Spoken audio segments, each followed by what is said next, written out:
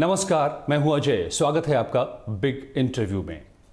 उत्तर प्रदेश में एक बार फिर से चुनाव है। समाजवादी पार्टी, बीएसपी, बीजेपी तीनों ये दम भर रहे हैं कि मुकाबला उन तीनों के बीच में है, लेकिन कांग्रेस का भी दावा है कि वो भी अपनी वापसी करेगी। इसके लिए मास्टर प्लान बनाया गया है, बड़ी योजनाएं बनाई गई हैं, बड़ी रणनीतियां बनाई गई हैं, पीके को लाया गया है, लेकिन इस सब की कमान जिसके हाथों में दी गई हैं, आज मेरे साथ हैं शीला दीक्षित जी। बहुत बहुत स्वागत है आपका। Thank you. कितना ज़रूरी है शीला जी कांग्रेस के लिए मौजूदा दौर में, कांग्रेस जिस हालात से गुजर रही है, कितना ज़रूरी है ये यूपी का इलेक्शन, कितना अहम है और कितना ज़रूरी है इसमें जीतना या वापसी करना? देखिए, हर इलेक्शन अहम होता है हर पॉलिटिकल पार्टी के लिए, और उसका नज़रिया यही रहता है कि हमें ये इलेक्शन जीतना चाहिए। उत्तर प्रदेश इसलिए अहम बन जाता है क्योंकि देश का सबसे बड़ा प्रांत है ये जी। और जो ट्रेंड ये सेट करता है वो फिर अमूमन सारा देश भी करता है। खास करके 2014 में जिस तरह की हार हुई कांग्रेस की जी, और उसके बाद के जितने भी स्टेट इलेक्शंस हुए, विधानसभा के चुनाव जितने भी हुए, उसमें एक के बाद एक कांग्रेस का ताज छिनता चला गया। तो अब कांग्रेस में बेसब्री है, बेचैनी है कि जीत का सिलसिला फिर से शुरू हो, हार का सिलसिला खत्म हो। देखिए, राजनीति में ये होता है, डेमोक्रेसी में और भी ज़्यादा होता है। कभी हार होती है, कभी जीत होती है। अब आपको मैं इंदिरा जी का वक्त का बता देती हूँ कि एक दफ़ा बिल्कुल ही ख़त्म हो गई थी, इंदिरा जी खुद हार गई थी और उसके बाद में लोगों को लगा था, कांग्रेस में भी निराशा थी कि पता नहीं अब कभी कांग्रेस उठ पाएगी या नहीं, उठी कि नहीं उठी। और इसीलिए कांग्रेस पूरी तरह से ताकत लगा रही है। हालांकि आज के दिन में जो कांग्रेस की स्थिति है वो सबके सामने है, जो उत्तर प्रदेश में ख़ास तौर से है, मगर फिर भी कांग्रेस मैदान छोड़ के बाहर नहीं जा रही है। मैदान में मौजूदगी अपना हर हाल में और हर तरीके से दर्ज कराना चाह रही है। नहीं, बिल्कुल काम कर रही है। और जिस तरह से ये यात्राएं हुई हैं अभी हाल में, जैसे हमारा नारा है 27 साल यूपी बेहाल, वाकई में वो बेहाल हो गया है। अब लोगों को कोई उनको एहसास करने के लिए नहीं था, अब कांग्रेस एहसास करवा रही है और याद दिला रही है कि किस तरह से उत्तर प्रदेश जब कांग्रेस का राज्य होता था तब क्या उसकी हालत थी और आज क्या हालत है। अखिलेश तो कह रहे हैं वो एक्सप्रेसवेज बना रहे हैं, वो मेट्रो ला रहे हैं, वो सड़कों को नहीं, मेट्रो कहाँ से ला रहे हैं। एक छोटी सी मेट्रो शायद शुरू की गई है लखनऊ में, लेकिन मेट्रो आप ले आइए कोई नहीं, लेकिन बुनियादी चीज़ें तो हों। बिजली नहीं है, पानी की समस्या है, किसानों को पेमेंट नहीं मिलता है। कहाँ पर मुश्किल है कि यूपी में इन्वेस्टमेंट नहीं आ रहा है, डेवलपमेंट आप कह रही कि रुका हुआ है। हालांकि अखिलेश यादव लगातार विकास को ही एजेंडा अपना बना रहे हैं। अखिलेश यादव करते होंगे, लेकिन उनके यहाँ जो पारिवारिक समस्याएं चल रही हैं वो अब तो सामने सबके आ गई हैं कि पारिवारिक समस्या, तो उनकी समस्या जो पहले अंदरूनी है, जब तक वो नहीं ठीक होगी तब तक कैसे चलेगा। अखिलेश नहीं कर पा रहे हैं या उनको काम करने नहीं दिया जा रहा है? अब ये तो वही जानेंगे कि भैया कि उनको करने ही नहीं दिया जा रहा है, क्योंकि ये तो सब ओपन में आ गया है कि there is a lot of differences in the family में ही डिफरेंसेस हैं। और मेरे ख्याल में 22 या 23 लोग उनके परिवार के हैं जो सरकार से जुड़े हुए हैं किसी न किसी तरह से जी। तो एक अजनबी सी स्थिति है। खत्म इससे फ़ायदा होगा कांग्रेस को? हमारा वर्कर बड़ा डिमोरलाइज्ड है इस वक्त, जैसे इस वक्त है वर्कर डिमोरलाइज है, लेकिन उसकी मॉडलिटी को ऊपर कर रहे हैं। फॉर इंस्टेंस जो ये यात्राएं हम कर रहे हैं और सब लोग राहुल गांधी जाके मिले थे कार्यकर्ताओं से, सब कर रहे हैं, रैंप वॉक जिसको, हाँ, वो उसका एक मकसद ये भी है कि जागरूक करें उसे, उसमें ऊर्जा डालें। करीब 1 महीने से आप लोग ग्राउंड सिचुएशन को भी एनालाइज कर रहे थे, जाकर देख रहे थे, क्या पाया है आपने? जो मैंने यात्राएं करी, हमारे वर्कर्स में तो जोश आया ही है। हज़ारों की तादाद में आए, सैकड़ों की तादाद में आए और मीटिंग भी हज़ारों की तादाद में हुई। लेकिन जो संकेत मिलता है कि लोग भी देख रहे हैं कांग्रेस की तरह, कि जब हमारी बसें जाती थी तो जो सड़कों पे लोग जो कांग्रेसमैन नहीं थे या कांग्रेस की सभा में नहीं दिखा देते, वो वेव करते दिखाई देते हैं, कभी यूं हाथ करते दिखाई देते हैं। तो इसका मतलब है कि कांग्रेस जहन में आ रही है। क्या रिवाइवल प्लान है, विनिंग फॉर्मूला क्या है कांग्रेस के पास में? फॉर्मूला यही है, to reach out to the workers and to the people, यही है। और अपनी बातें बताएं और हमारे मैनिफेस्टो निकलेगा। डेवलपमेंट हमारा एजेंडा हमेशा रहता है कि डेवलपमेंट होना चाहिए और सबका डेवलपमेंट। हम लोग ना तो कास्ट माइंडेड है ना रिलीजन माइंडेड है। ये नहीं कि किसी एक कास्ट को करा या किसी एक नहीं, रिलीजन। लेकिन राहुल अभी किसान यात्रा पर थे, वो मंदिरों में गए, बहुत सारे मंदिरों में गए, मेरे ख्याल से 14 मंदिरों में गए, मस्जिदों में गए तो फिर उसमें भी चर्चेज में भी गए, गुरुद्वारे में भी गए। तो यानी हमारा ऑल इंक्लूसिव है रहता है हमेशा। कांग्रेस के जो सोच है वो सबको साथ रखने का, सबको साथ समेटने की है। ये नहीं कि पर्टिकुलर एक कास्ट को या क्रीड को, ऐसा नहीं है। लेकिन मैम 2014 के इलेक्शन के बाद एंटनी कमेटी एक बनी थी, उन्होंने एक रिपोर्ट दी थी जो बहुत ही चर्चा में आई। उस रिपोर्ट में उन्होंने कहा था कि अति अल्पसंख्यकवाद ने पार्टी को नुकसान पहुंचाया है, बहुसंख्यक को नाराज किया है, और वही सबसे बड़ी वजह बनी 2014 की हार के पीछे। ये एक समस्या बन गई है। इस इमेज से बाहर निकलने की कोशिश है, राहुल जा रहे हैं इसलिए मंदिरों में, ज़्यादा मंदिरों में जा रहे हैं? नहीं नहीं नहीं, ऐसा कुछ नहीं है। उनको लगता है, उनको कहा जाता है कि आप यहाँ हो जाइए, तो हम लोग ओपन हैं। वो मंदिर जाना या गुरुद्वारे में जाना या चर्च के अंदर चले जाना। अब लखनऊ में सब जगह गए वो, तो ऐसी बात नहीं है। उत्तर प्रदेश में तो रिलीजन के आधार पे पॉलिटिक्स कांग्रेस ने किया, नहीं, चाहे वो आजमगढ़ की घटना हो, चाहे बाटला हाउस में। बीजेपी करती है, बीजेपी करती है, ये मैं मानती हूँ आपकी बात। लेकिन बीजेपी क्योंकि उसका हमेशा ही एक रहा है एक हिंदुत्व का नारा, लेकिन वैसे बीजेपी कहती है कि हम इसलिए करते हैं क्योंकि कांग्रेस करती है, एक अल्पसंख्यकों के लिए कांग्रेस करती है। बीजेपी कुछ कहना चाहे, जो कहना चाहे मन उसका है, कह दीजिएगा क्या, क्योंकि वो कांग्रेस को ही अगर जो फॉलो करती है तो ठीक है। नहीं, आप कह रहे हैं कांग्रेस नहीं करती है, लेकिन आरोप ये लगता है कि आतंकवाद से मुद्दे पर ये नहीं कहती हूँ मैं कि नहीं करती है Congress, but it is not a part of our policy. हमारी पॉलिसी है इंक्लूसिवनेस, सबको करना, ये नहीं कि केवल एक को। ये मेरा मतलब है। रिपोर्ट जो है एंटनी कमेटी की, वो तो ये खुद स्वीकार किया गया है कि अति अल्पसंख्यकवाद ने, कि बहुत ज़्यादा झुकाव अल्पसंख्यकों के प्रति बहुसंख्यक को इसने नाराज किया, और इसी का फायदा मोदी साहब को मिला, बीजेपी को मिला 2014 में। नहीं हो सकता है। देखिए, राजनीति में और डेमोक्रेसी में, और खासकर हमारी जो सोसाइटी और हमारा जो देश है, बड़ा वेरीड देश है। ये नहीं है कि एक ही किस्म के लोग रहते हैं या क्या 8-9 तो यहाँ पे मज़हब, सारे देश दुनिया के मज़हब सब यहाँ पर हैं। तो ये चीज़ें हमारे यहाँ जो डेमोक्रेसी चलती है वो स्विंग कभी इस तरफ हो सकता है, कभी। अब कितने बरसों के बाद तो बीजेपी आई है एक दफ़ा, और आप लोग तो ऐसा समझ रहे हैं कि पता नहीं जैसे बीजेपी अब हमेशा ही रहेगी। अब देखते हैं क्या होता है। कांग्रेस कोई हारी है लेकिन निराश नहीं हुई है, हार जीत चलती है डेमोक्रेसी में। मुस्लिम पर दावेदारी हो रही है इस बार, बीएसपी की भी, समाजवादी पार्टी की रहती है दावेदारी। हिंदू बहुसंख्यक में खास करके फॉरवर्ड पर बीजेपी की दावेदारी है। यूपी में कास्ट इक्वेशन पर पूरे इलेक्शन हो रहे हैं। ये आपने भी कहा कि हम मुस्लिमों को भी और हिंदुओं को भी और सभी को टारगेट कर रहे हैं। तो कांग्रेस के पास अभी कौन सा वोट बैंक है? देखिए, आपने इस इलेक्शन को समेट के रख दिया कि केवल कास्ट बेस रहेगा। आपने ये कब नहीं सोचा कि डेवलपमेंट भी चाहिए। उत्तर प्रदेश अगर जो आप चले जाएं तो क्या उसके हाल है, और लोग चाहते हैं डेवलपमेंट।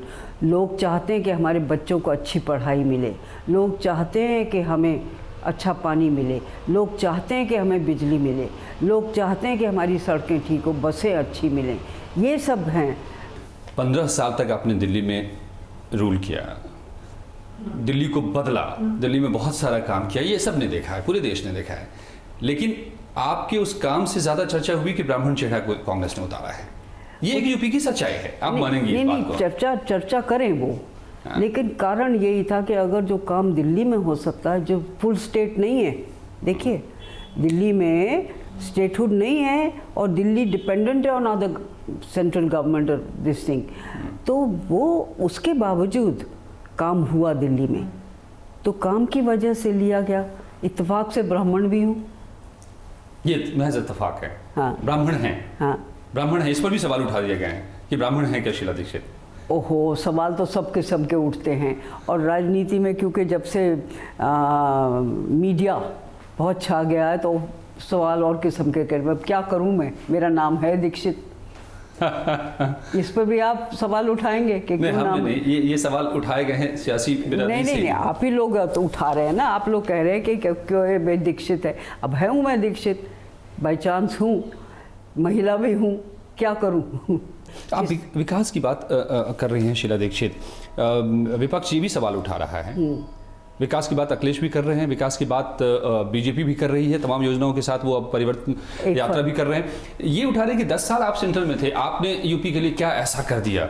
इन्वेस्टमेंट लाने की बात थी या वहाँ पर कोई बड़ी योजना? स्टेट मांगे तब ना, स्टेट का प्रायोरिटीज़ क्या होती हैं वो तो प्रायोरिटी स्टेट बताता है ना कि हमारी ये प्रायोरिटीज़ हैं। और अच्छा प्रायोरिटीज़ हुआ भी तो भी आपने उसको पूरा किया कि नहीं किया? आपने डिमांड कर दी और आपको मिल भी गया, फिर आपने कुछ किया कि नहीं किया? नहीं तो क्यों ऐसी हालात होते आज यूपी में? हालात अच्छे हैं आपको लगता है? मैं आपसे सवाल, बिल्कुल नहीं है अच्छे। बस तो फिर उसकी जिम्मेदारी कौन की है? आप कहते हैं कि राज्य ने अपना डिमांड नहीं किया, राज्य कहता है कि केंद्र का सहयोग नहीं मिलता है, यूपी सरकार रही है। अब ये तो ये तो राजनीति हो जाती है। देखिए, जो सक्सेसफुल जिम्मेदारी तो दोनों, जो सक्सेसफुल हुआ वो तो मैंने करा, और जो नहीं सक्सेसफुल हुआ तो आप पर डाल दिया कि भैया आप ही ने नहीं मेरा सहयोग दिया। ऐसा नहीं होता है। नहीं, ये तो एक बहाने हैं या एक्सक्यूजेस बनाते हैं कि हम क्यों नहीं कर पाए। क्या सरकार ने, केंद्र की सरकार की जिम्मेदारी पड़ती है कि आप सड़क बनाएं? केंद्र की सरकार की जिम्मेदारी पड़ती है कि आप बसें लाएं? ये बड़ी परियोजनाएं, हाँ। बड़ी योजनाएं जिसकी घोषणा भी हुई बाद में, हाँ। लेकिन वो आखिर में और वो जमीन तो पर फिर उतर नहीं क्यों पाई। नहीं ज़मीन आई कि नहीं है, ये डिटेल्स तो मुझे मालूम नहीं है किसका है। लेकिन अगर जो प्लानिंग कमीशन ने इनको दे दिया पैसा, ये नीति आयोग या प्लानिंग कमीशन जो भी आप उसको कहना चाहें। कांग्रेस की सबसे बड़ी क्राइसिस क्या है? लीडरशिप की क्राइसिस है आज के दिन में? नहीं, no, there is no. Rahul को का असर नहीं हो पा रहा है लोगों पर? नहीं, ये चर्चा में हर तरफ, चारों तरफ रहती है, बहुत तरह के जुमले चलते हैं। देखिए, माफ़ करिएगा, एक माहौल बना देते हैं। लेकिन कांग्रेस में अच्छी लीडरशिप है, सोनिया गांधी की लीडरशिप है, राहुल गांधी भी सीख रहे हैं, करेंगे। अब यंग हैं, सीखेंगे। कुछ गलतियां हो सकती हैं, कुछ गलतियां नहीं होती। आखिर मोदी और जब ये कितने, राजनाथ जी वगैरह कितने बरस पे आके जाके गृह मंत्री और मुख्यमंत्री, प्रधानमंत्री बने हैं, तो एक्सपीरियंस की बात होती है। एक्सपीरियंस आएगा ज़रूर, अभी राहुल को सीखना होगा। हाँ, एक्सपीरियंस सीखने के क्या मतलब, एक्सपीरियंस से आता है इंसान। जो उन्होंने अब की बार उत्तर प्रदेश में दिखाया वो 3 साल पहले नहीं दिखाया था, 4 साल पहले नहीं दिखाया था। तो वो एक्सपीरियंस से इंसान ग्रो करता है। इसके लिए शीला दीक्षित को संन्यास से लाना पड़ा है वापस। देखिए, मैंने संन्यास तो नहीं, मैंने संन्यास तो नहीं लिया था। आप शब्द ठीक, राज्यपाल जब बना ये था कि I was out of politics, यही थी, क्योंकि सब लोग, टाइम मूव्स ऑन। जब मुझे कहा गया तो कि भैया, ऐसे तो मुझे लगा कि भैया कांग्रेस की अगर जो मैं कुछ सेवा कर सकती हूँ अभी भी और इस लायक समझते हैं तो फिर एक्सेप्ट कर लिया। युवा की बात हो रही है आज के दिन में, एक ट्रेंड है कि युवाओं को आगे लाने की। खुद राहुल युवा को लाने की बात करते हैं, उन्होंने यूथ ब्रिगेड बनाया, बहुत कुछ करते रहे हैं वो युवाओं को लेकर के। ऐसे में 78 साल की योद्धा को उतारना पड़ा है मैदान में। देखिए, जीवन में आप अपने घर में भी देखते होंगे, समाज में भी देखते हैं, राजनीति में भी देखते हैं कि यूथ की फायर होती है, वो बहुत ज़रूरी है।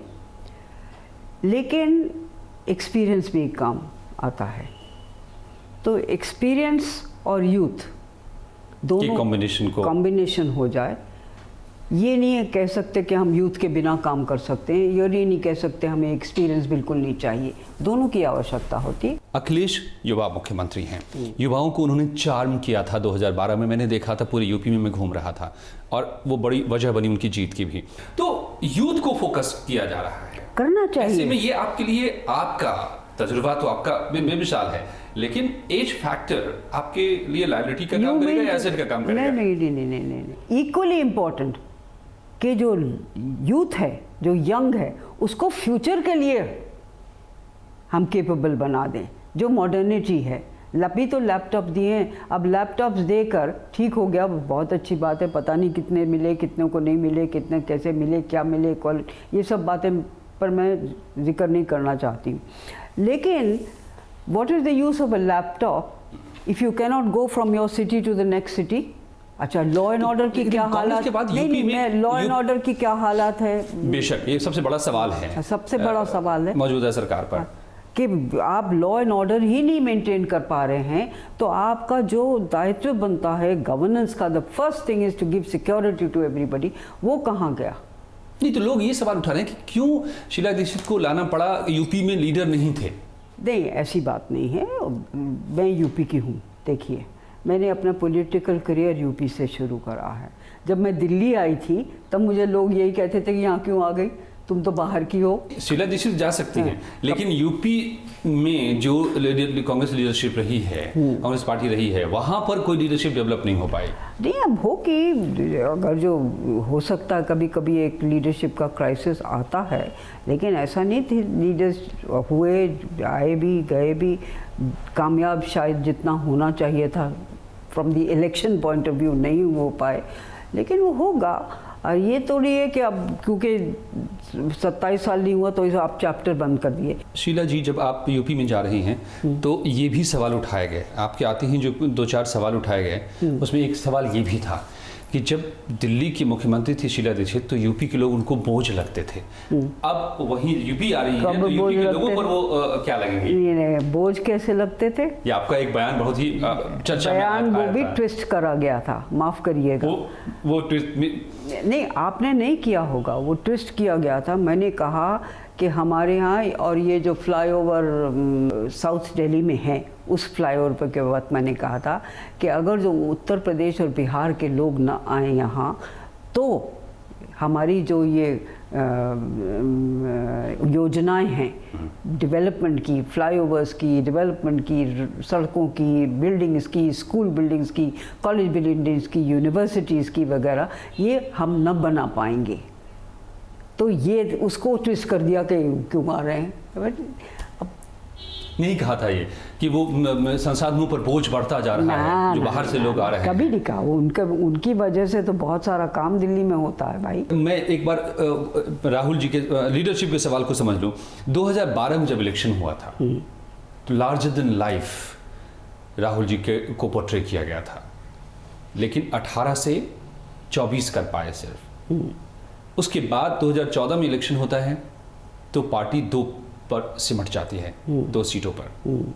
तो ग्राफ बढ़ा नहीं, ग्रोथ नहीं हुआ, घटता चला जा रहा है इस वक्त ना। तो ये राहुल जी का लीडरशिप इनइफेक्टिव साबित हो जा रहा है, क्योंकि 2012 में क्रेज था, वो पहली बार आ रहे थे सामने में लोगों के, तो लग रहा था कि चलो राहुल अब आ रहा है। I will deny this completely because I tell you why. आपके आंकड़े सही हैं, ठीक है, ठीक है, लेकिन इंसान क्या छोड़ देता है, पार्टी क्या छोड़ देगी?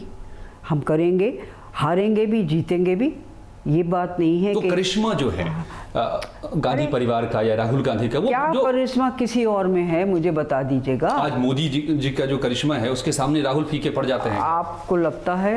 ये आप कहते हैं, कहिए, जरूर कहिएगा। आपके नतीजे जो बता रहे हैं, नतीजे क्या है? ये जो पिछले चुनाव हुए हैं, केरला में आ गए मोदी जी, एक असम में आए, बाकी और जगह बता दीजिए कहाँ? अरुणाचल में आपकी पूरी पार्टी चली गई बीजेपी के साथ, चली गई, सीएम तक चले गए। This is the downfall of politics. ये आई वुड नॉट से कि ये बहुत, ये कोई करिश्मा नहीं हुआ और ना ही कोई लोगों ने उसको ये करा। पर मैं ये कह रही हूँ कि आप मुझे बताइएगा कि कहाँ कहाँ जीते। बिहार में जीते थे, लेकिन वो मध्य प्रदेश में जीते, मेरे सवाल का तो जवाब दे दीजिए आप जी कि क्या हुआ। आप मुझे बता रहे हैं कि ये कह रहे हैं कि मैं कहती हूँ कि दिस इज पॉलिटिक्स और ये होता है, पर ये कह देना कि करिश्मा किसी का चल रहा है तो बिहार में क्यों नहीं चला भाई? तो कास्ट इक्वेशन वहाँ काम कर गया, वहीं यूपी में भी जब आप उनका लेना चाहते तो कास्ट इक्वेशन काम कर गया। हमको कहना चाहते कि आपके पास करिश्मा नहीं है। ये बातें, आई एम सॉरी बट मैं इससे आपसे बिल्कुल एग्री नहीं करती हूँ। यूपी में जीत कर आएंगे इस बार? जी हाँ, गवर्नमेंट बनाएंगे? जी हाँ। तो अभी तक का रुझान तो ये दिखा रहा है कि कांग्रेस चतुष्कोणीय भी नहीं बना पा रही है लड़ाई को, त्रिकोणीय अभी तक लड़ाई दिखाई दे रही है। क्या आपको लगता है कि चतुष्कोणीय लड़ाई होगी? आप लोग कह रहे हैं, हम लोग ज़मीन पर रहते हैं बाबा, हम लोग ज़मीन से इन टच हैं, तो वो उठ रही है, परिस्थिति बदल रही है, तेज़ी से बदल रही है। 6 महीने 5 महीने के बाद आप देखना क्या होता है। तो लीडरशिप में अब प्रियंका गांधी को आ जाना चाहिए, कांग्रेस में आ जाना चाहिए, ये देखिए क्रेज। उनका फैसला है, जो वो फैसला करेंगी वो करेंगे। अभी तक लोग चाहते हैं, वर्कर चाहता है, लोग चाहते हैं कि प्रियंका आए, लेकिन फैसला तो वही करेंगे। चूंकि कमान आपके हाथ में सौंपी गई है, आपको चेहरा बनाया गया है, कमान मेरे तो हाथ में नहीं है। देखिए हम सब यूपी की काम कमान। कर रहे हैं। यूपी की कमान भी देखिए, हमारे पीसीसी के अध्यक्ष भी हैं, हमारे सेक्रेटरी भी हैं, जनरल सेक्रेटरी भी हैं यूपी के, देखेंगे, और लोग कोऑर्डिनेटर्स भी हैं और कैंपेन मैनेजर्स भी हैं। हम सब इकट्ठे काम करते हैं। ये कह दो कि कमांड सिर्फ एक के हाथ में, हमारे यहाँ ऐसा नहीं होता है। 3 लोगों का सबसे ज्यादा स्टेक है इसमें, इस बार यूपी इलेक्शन में कांग्रेस में। शीला दीक्षित जो फेस हैं, पीके साहब जो पूरी स्ट्रेटजी बना रहे हैं, विपक्ष तंज करता है कि पीके ठेके पर कांग्रेस ने दे दिया पार्टी को, और फिर राहुल गांधी, क्या वो तीनों का चेहरा? देखिए Rahul Gandhi is not aspiring to be the chief minister of UP. As a leader of the Congress party वो जा रहे हैं यूपी और जाएंगे, उनका अपनी कॉन्स्टिट्यूएंसी भी यूपी में है। लेकिन ये कह देना कि अगर जो हम जीत गए तो फिर तो सबको रिज़ाइन कर देना चाहिए, अगर जो हम यूपी जीत जाते हैं तो इसका वोट ऑफ नो कॉन्फिडेंस हो गया ना। तो कांग्रेस के तो सबसे बड़े चेहरा हैं, तो जिम्मेदारी भी तो कांग्रेस के सबसे बड़े नहीं जाएगी जिम्मेदारी। तो जिम्मेदारी आप लोग बिहार में भी लड़े थे, बीजेपी वाले वहाँ पे भी लड़े थे, पांडिचेरी पे भी लड़े थे, कहाँ गए, केरला में भी लड़े थे, वेस्ट बंगाल में भी लड़े थे। तो आप कहिए कि यहाँ की सरकार भी रिजाइन कर दे। तो लोग ये कह रहे हैं कि शीला दीक्षित को इसलिए लाया गया है हाँ। कि कांग्रेस अगर हारती है, जिसकी की आशंका ज़्यादा है, कम से कम पॉलिटिकल एनालिस्ट जो हैं वो बताते हैं, तो उनको एक तरह से अब उन्होंने राजनीतिक पारी अपनी करीब करीब पूरी कर ली है, तो उनके ऊपर से ठीकरा फोड़ दिया जाएगा, राहुल जी बच जाएंगे, जो हमेशा से कांग्रेस पार्टी की रणनीति रही है। इसलिए शीला दीक्षित को लाया गया है। नहीं, अब ये लोगों का कहना है ना, ये र्यूमर्स है ना, मोटिवेटेड र्यूमर्स है ना। चलिए मैं एक दो अब कुछ चीज़ें रैपिड फायर की तरह करता हूं क्योंकि वक्त निकलता जा रहा है। हाँ। क्या दावेदारी है कांग्रेस की, क्यों जनता वोट दे? क्योंकि हम डेवलपमेंट करते हैं, हम डेवलपमेंट करते हैं और हमारी इंक्लूसिव ग्रोथ होती है। ग्रोथ भी इंक्लूसिव होती है और सोसाइटी भी इंक्लूसिव है। सर्जिकल स्ट्राइक से बीजेपी को फायदा हो रहा है, माहौल बदलता जा रहा है, उनके पक्ष में होता जा रहा है। किनके पक्ष में? बीजेपी के पक्ष में। और इसमें जो कांग्रेस ने जिस तरह से कह रहे हैं ना, मैं तो नहीं कह रही, तो इसमें जो सवाल उठाए गए कांग्रेस की तरफ से, चाहे वो संजय निरुपम साहब ने उठा दिए देने के बाद, एविडेंस देने के बाद, या राहुल साहब ने जो उठा दिए दलाली वाली बातें, ये सबसे नुकसान हुआ कांग्रेस का क्या? नहीं, नुकसान होता है पर उसका सामना करते हैं, उसे सुधारते हैं। चैलेंज गलतियां हुई है, सर्जिकल स्ट्राइक पर जो पोजीशनिंग रही कांग्रेस की, वो उससे नहीं, और चैलेंज कब होता तो उसको चैलेंज को एक्सेप्ट करते हैं, उसको सुधारते हैं। भरोसा पार्टी पर कैसे पैदा होगा?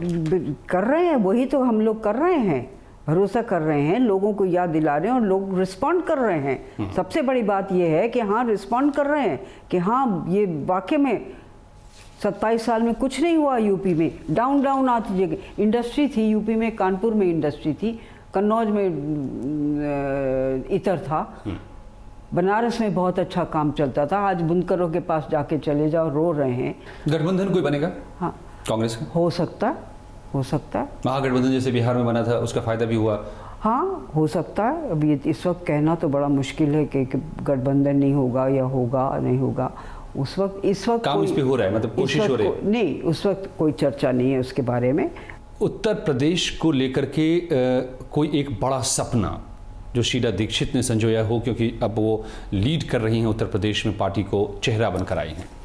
देखिए, सबसे बड़ा सपना तो ये है कि चौमुखी विकास हो और सबका विकास हो, और जिसकी जैसी ज़रूरत है वो सब विकास हो। एक बार फिर से शीला दीक्षित परफॉर्म करने के लिए तैयार हैं इस उत्तर प्रदेश में। बिल्कुल बिल्कुल। बहुत बहुत शुभकामनाएं शीला जी आपका हमारे साथ आने के लिए और बातचीत करने के लिए, समय निकालने के लिए। ढेरों शुभकामनाएं उत्तर प्रदेश के इस मिशन के लिए। Thank you. ये शीला दीक्षित, एक ऐसा चेहरा जिसको देश ने देखा दिल्ली को बदलते हुए, क्या यूपी को भी बदलेंगी? और इस बदलाव का जो सपना देख रही हैं शीला दीक्षित यूपी को बदलने का, क्या जनता उस पर भरोसा कर पाएगी? ये जैसा खुद शीला जी ने कहा, ये जनता ही तय करेगी। ये था बिग इंटरव्यू। अगले हफ्ते हम फिर मिलेंगे किसी और हस्ती से। आप बने रहिए न्यूज़ स्टेट के साथ। नमस्कार।